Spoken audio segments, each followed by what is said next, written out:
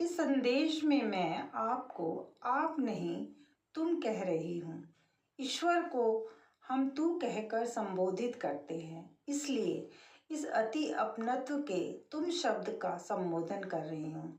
तुमने सुना होगा, एक बार एक भक्त ने भगवान से प्रश्न किया, प्रभु तेरे में मेरी पूरी श्रद्धा है, तुझको मेरे पर विश्वास है या नहीं?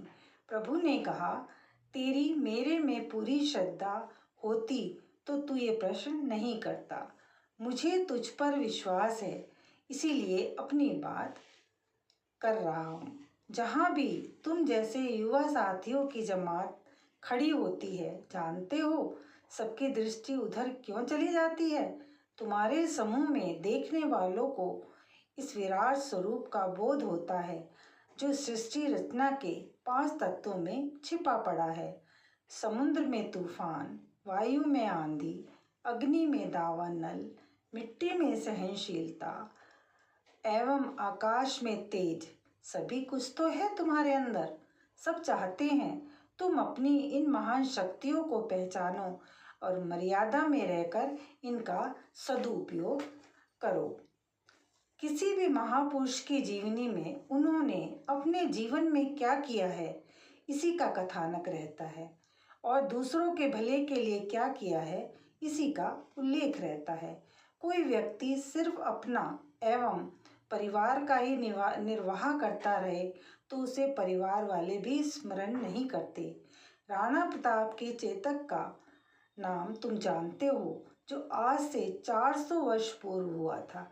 क्या अपने पूर्वजों के बारे में जानते हो, जो सिर्फ 100 वर्ष पहले हुए थे? स्मरण उसी का किया जाता है जो औरों के लिए जीता है। आज समाज एवं देश की निगाहें सिर्फ युवा शक्ति की ओर हैं। वैसे आज जिस वातावरण में तुम रह रहे हो, सभी बातें जीवन के प्रतिकूल हैं। दूरदर्शन एवं सभी प्रचार माध्यमों में धूम्रपान, वासना, फिजूल खर्ची आदि दृश्यों की भरमार है। लगता है जीने की कला का आधार ही बदल रहा है।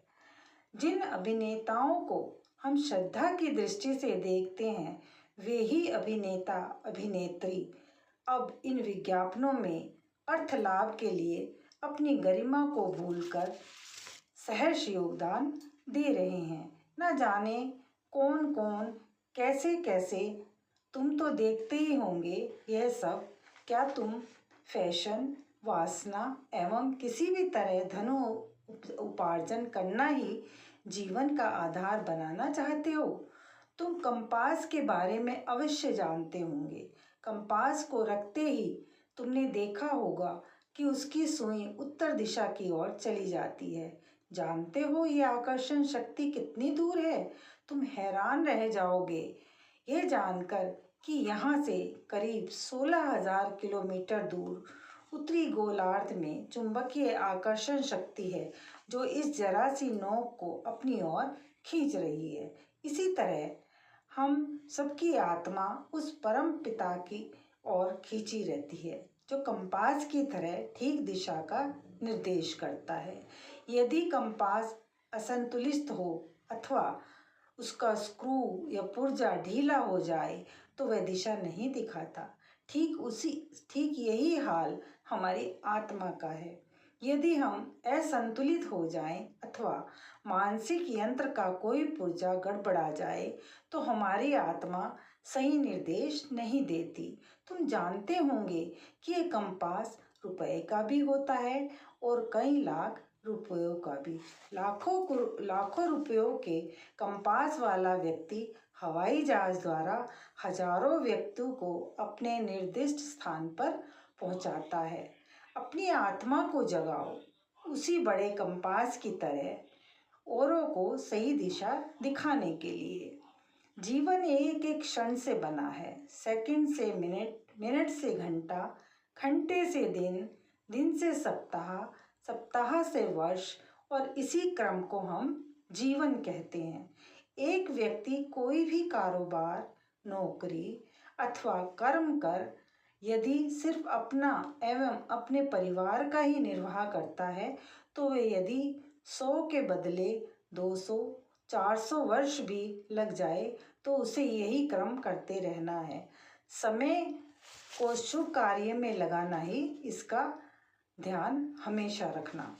हमारा शरीर 5 तत्वों का एक अद्भुत मिश्रण है। संत तुलसीदास ने मानव के लिए लिखा है, बड़े भाग मानुष तन पाया। अतः इन 5 तत्वों के धर्म को गहन चिंतन से परखो। मिट्टी की करुणा, जल का समन्वय, वायु का निराकार रूप से प्राण फूंकना, आकाश का विश्व बंधुत्व, अग्नि का ऊर्जा वितरण एवं प्रकाश देना ही धर्म का सार है। सेवा ही परमो धर्म कहा है।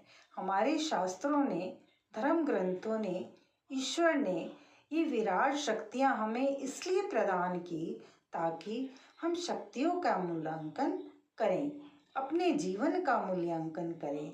कुछ रुपयों की पॉकेटमारी हो जाए तो हम अपने साथियों को इसकी जानकारी जरूर कराएंगे, लेकिन समय के निष्काम चले जाने की चर्चा हम नहीं करेंगे।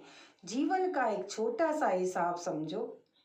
समय का सदुपयोग ही जीवन का सही मूल्यांकन है। अब विचार करें कि हम क्या कर सकते हैं।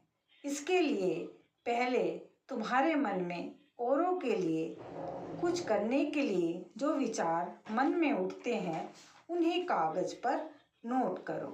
कागज पर अपने विचार नहीं उतारोगे तो विचार इसी तरह आते रहेंगे, जाते रहेंगे एवं तुम वहीं के वहीं रह जाओगे। तुमने सुना होगा, कुछ पंडित भांग पीकर एक नौका में बैठ गए। रात का समय था। नौका की रस्सी खूंटे से बंधी ही रह गई और वे रात भर नौका खेते रहे। सुबह उन्हें पता चला कि वे जहाँ थे वहीं हैं। अतः संकल्प के साथ अपनी आत्मा के निर्देश को समझते हुए उस ओर आगे बढ़ो। तुम अर्थ युग से गुजर रहे हो। तुम जानते ही हो कि पिछली बार शेरों की आंधी ने क्या किया। तुम्हारे ही अनेक साथी पैसों की अंधी दौड़ में दौड़ पड़े। पैसा कमाना ही आज जीवन का मापदंड बन गया है। परंतु तुमने क्या किसी पैसे वाले का चित्र किसी के घर में टंगा देखा है? तुमने चित्र देखे होंगे हमारे ऋषि मुनियों के, देश एवं समाज सेवकों के। आज फैशन और फिजूल खर्ची की दुनिया है। क्रिकेट, सिनेमा आदि की टिकटें हम ऊंचे दामों में खरीदते कभी नहीं हिचकिचाते। बर्थडे पार्टी, शादी विवाह, पहनावा आदि मदों में खर्चों की कोई परवाह नहीं करता। परंतु इसी धन के सही उपयोग में हमारा हाथ खींच जाता है। चिंतन को नया मोड़ देना है तुम्हें। एक दृष्टांत है। एक धोबी को एक हीरो का हार मिल गया। उसने अपने गधे को उसे पहना दिया। एक छोटे व्यापारी ने उस हार को अपनी पत्नी के लिए अल्प रुपयों में खरीद लिया। एक जौहरी की नज़र उस पर पड़ गई। उसने उसे और कुछ रुपए देकर खरीद लिया। वह पारखी था। उसने उस हार का एक एक हीरा हजारों लाखों में बेच दिया। तुम्हारे पास भी अनेक अमूल्य शक्तियों का भंडार है। संगठन शक्ति, सहन शक्ति, योग शक्ति, कुंडलिनी शक्ति, आकर्षण शक्ति, संकल्प शक्ति, शब्द शक्ति, कल्पना शक्ति आदि इन शक्तियों को पहचानो एवं इनका सदुपयोग करो। आशा करती हूँ आपको मेरा ये प्रसंग अच्छा लगेगा, तो प्लीज़ लाइक करें, शेयर करें और सब्सक्राइब करें और कमेंट्स बॉक्स में अपने विचार ज़रूर लिख के उसके लिए मैं आभारी रहूँगी। धन्यवाद।